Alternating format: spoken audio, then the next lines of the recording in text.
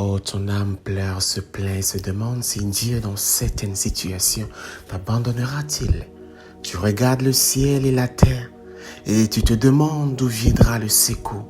Tu t'efforces, tu te bats, tu essaies d'être juste, tu respectes les commandements et tu te demandes encore, mais pourquoi je souffre autant?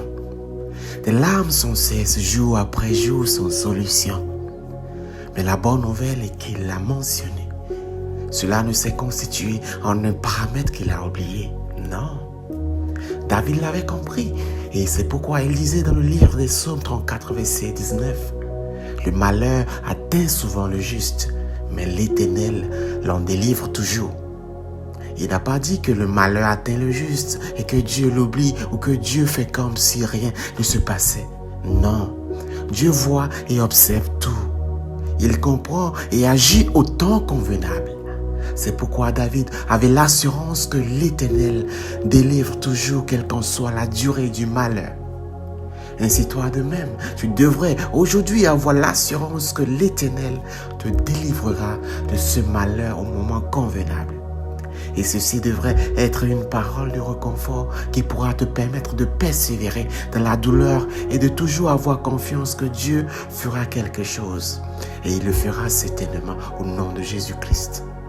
Paul se plaignait du fait qu'une échade ait été mise dans sa chair, qu'un ange de Satan pour le souffleter et l'empêcher de s'enorgueillir.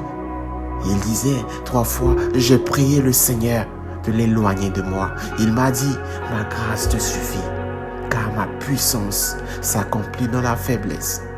Je me glorifierai donc bien plus volontiers de mes faiblesses, afin que la puissance de Christ repose sur moi. » Même dans la faiblesse, sa grâce se manifeste toujours. Malgré les prières de Paul, la voix du Seigneur retentissait dans ses oreilles, lui disant que sa grâce en lui suffit déjà.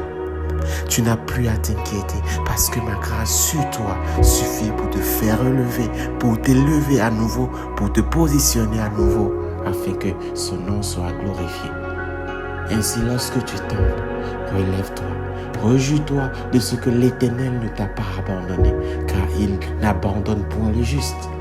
Garde la foi et tu verras s'accomplir la parole du Seigneur. Fortifie-toi donc dans le Seigneur. Que Dieu te bénisse.